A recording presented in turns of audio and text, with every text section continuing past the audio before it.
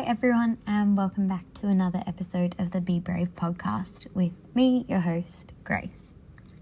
Today we're going to be talking about some tools and some activities and exercises that you can use throughout your recovery and healing process. Maybe when you're having a hard day or just when you want to try and put in some extra work so things can be a bit easier.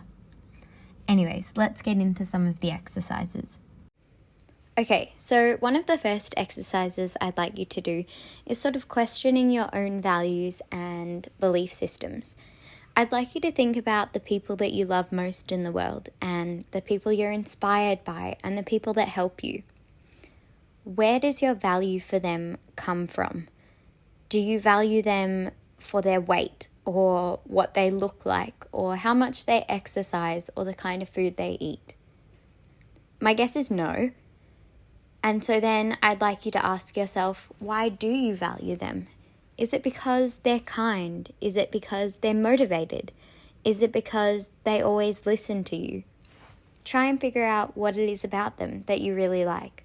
And if that's something you value as well and would like to try and do with yourself. Another thing you could ask yourself is, what would you think about them if they looked differently? Would you care? Would you like them less? Would you like them more?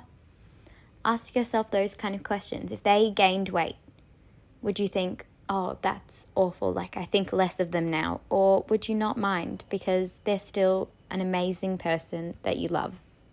Next, I'd like you to think about a situation where not being afraid of a certain food would allow you to live a fuller life. For example, picture yourself traveling to Italy and imagine that you're still stuck in your eating disorder. You can't try the gelato, you can't try the pasta. You're scared and in an anxious fight or flight state in all of these situations. So you're not fully experiencing them. You're not in the moment, you're not having a great time, and you're not participating and joining in with everyone else. Now imagine that you've overcome your fears and you've overcome all of those eating disorder thoughts. Imagine how you could join in.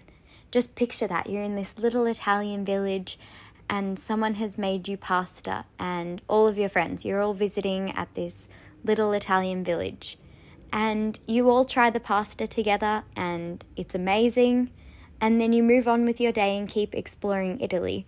And then when you're older, you remember this lovely experience of going to Italy in this little village and sharing pasta with your friends. Another short exercise you can try is, I want you to think back 10 seconds ago. What were you doing? You were listening to this podcast, so you can definitely remember that far back. What about 10 minutes ago? What were you doing? Pretty sure I was showering 10 minutes ago. Not that you need to know, but fun information. You can probably remember 10 minutes ago. 10 hours ago. What were you doing? Kind of hard to remember, right? I mean, you could probably, if you really thought about it, remember what you were doing. All right, how about 10 days ago? I can't even remember what day it was 10 days ago. 10 weeks ago? I have no idea when that would have been. I'd have to really think about it. 10 months ago? That's hard. I can barely remember what was happening at that time, unless I looked back at photos or maybe in my calendar. Okay, how about 10 years ago? I'm sure you can't really remember exactly what you were thinking at that time. You don't know what was happening on this day at that time straight off the top of your head, I'm guessing. I'm saying for most people that's probably the case. Anyways, this probably sounds quite silly, but the point of this is to show you that in 10 days' time, in 10 minutes' time, or 10 months' time, or 10 years' time, you're not going to remember this moment. I mean, unless it's like some really significant fun thing. But let's just say that you're distressed in this moment and you're, for example, upset that you've eaten a donut or something like that. Just think to yourself, in 10 years' time, are you going to be mad at yourself for eating that donut? Or will you forget that you ate it? Or even still, if you ate that donut with friends, will you forget about the donut but you'll actually remember the experience with your friends and you'll have those connections that you made. So that's a good one, just if you're feeling like everything is so important. It just sort of goes to show you that it's only part of a bigger picture. Exercise you can try in terms of behaviors that you might engage in is picturing yourself doing those in the future. So say, for example, you have certain behaviors around the way you eat your food. I want you to picture yourself on a date or going out with friends or meeting new people, and say you've gone out for food. Do you want yourself to still be engaging in those behaviors? Or would you feel strange acting like that and wish that you could just act like everyone else? If you want them to be gone, you have to start working on it now. It's not just going to change as soon as you get there. So maybe you're thinking, when I have kids, I want to set a better example for them with food and my body image. So when I'm an adult, I'll do better with that. That's not how it works. You have to put in the work now, because you can't just suddenly change. It takes a while of rewiring, and it's hard work, but it'll be worth it. Something else that I found really helpful was reframes. Now, you may have heard a different name for them, or maybe you don't know about them yet. But basically what you think about is a behavior that you engage in, a goal that you'd like to change it to, your motivation for this, an obstacle in the way, and some tools to help you get past it. So that might sound a bit confusing at first, but I'll give you an example. And if this doesn't apply to you, that's okay, because everybody has different things that are difficult for them. So one behavior you may have could be calorie counting or checking. So that would be the behavior. And maybe your goal is to not be consumed by calories and to stop calorie counting and checking calories. Then you want to think about your motivation for this. So maybe your motivation is to stop doing this because it's wasting your time, and calorie information isn't actually always that accurate, and nutrition science is still very new. An obstacle that might be in your way is the fear/anxiety of not knowing the calories, and also lingering knowledge of caloric information stuck in your head. Then you want to think of some tools that will help you get past this.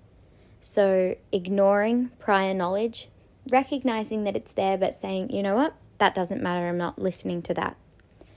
Also, not allowing yourself to look at any more caloric information, deleting any tracking apps, MyFitnessPal.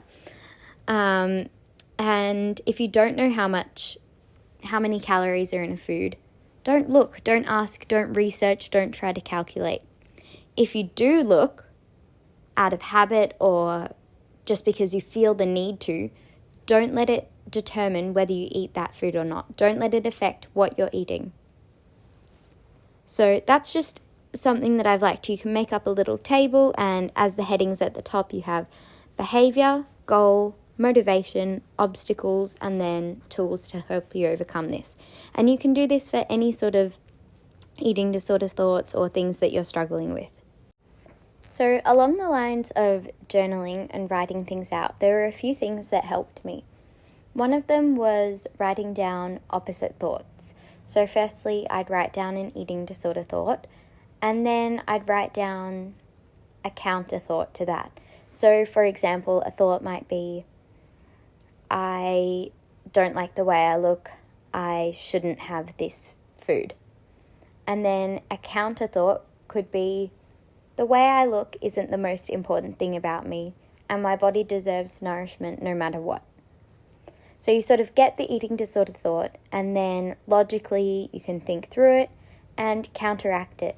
You kind of have to act like you're talking to a friend. If they were to be saying these things to you, what would you respond to them? So writing a few of those out, and then your brain will have that information when you need to respond. Another writing down exercise you could try is writing down all the things that your body does for you.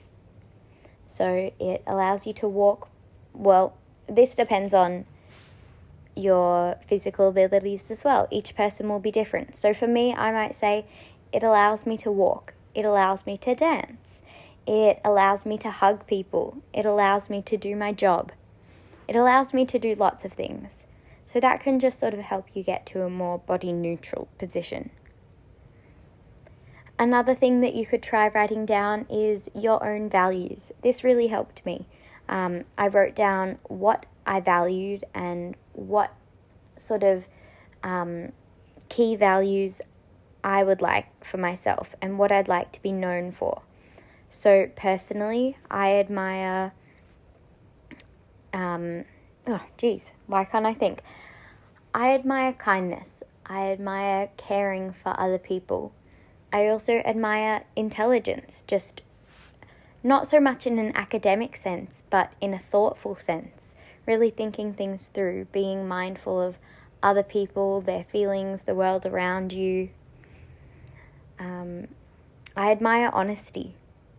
There are lots of things I admire. I didn't write a list down, so I'll have to talk about that another time. But figuring out your own values and what is really important to you. This is helpful because you can then think about, well, is my eating disorder and the behaviors that I'm partaking in, are they actually working towards my values? Do they align with my values, or is this just not getting me to where I want to be? Another thing you can do in your journal, or just writing down, or even thinking about, or even a voice memo maybe, who knows, whatever you'd like, is asking yourself, what do you want to be remembered for? So it may sound a bit more morbid, but imagining either your gravestone or a memorial service. When they're talking about you and remembering you, do you want them to be saying, oh yes, she was great, she ate so healthily and she kept her weight really low? Does that sound like a successful, happy life? I'm not here to tell you that that's the wrong decision if that's your choice, but if that's your eating disorder's choice, that's not fair. So think to yourself, what do you want to be remembered for? Do you want to be remembered for never giving up, being really brave, being thoughtful of others, being kind, being funny? What would you like to be remembered for? Something else you can do that might be helpful is writing down or even just thinking about, what has your eating disorder honestly taken from you? Has it taken your strength? Has it taken away your time? Some of your passion or enthusiasm? Maybe it's taken your energy and your liveliness. Did it ruin some of your relationships? Have you missed out on things because of it? Be brutally honest. And if it's hard to be honest with other people about it, just be honest with yourself. What has it taken from you? Is it really making your life better, or is it making your life smaller? Now, we've touched on these things in other episodes, but other things you can do are writing down reasons to recover, writing down mantras and affirmations. I've talked before about having a Google Doc, and I think I'll elaborate a bit more about it in this episode. So what I did for my recovery was I had this really big Google Doc, and in it I listed all the reasons that I wanted to recover. I also added a whole heap of mantras and affirmations that I could come back to. I wrote down the exercises that I've written here. So it was a bit of a journal for myself, but it was portable. So I had the exercises so I could do them. I also wrote down things that would help me if I was having a hard time, so that I could just go to that and see if any of them would be helpful. It was a list that included things like colouring in, going for a short walk, listening to music, reading a book, that kind of thing. I also included images of exercises that I found really helpful, things like box breathing and butterfly taps. I also included something that may sound strange but is very helpful. It's called an emotion wheel, and basically it just has a heap of different emotions, lots of words that you may not always think about when you think of emotions, because often we think of emotions, we think happy, sad, angry, those kind of things, but there are actually so many more. Maybe you're feeling energetic, maybe you're feeling astonished, interested, confident, enthusiastic, who knows? So it was one of those. That way, when you're feeling really down, or maybe you're feeling, quote unquote, like the eating disorder makes you think, maybe you're feeling fat. This way you can go to this and think to yourself, well, what am I actually feeling in this moment? Am I feeling sluggish? Am I feeling tired? Am I feeling uncomfortable in my body? So I also included the 10 principles of intuitive eating.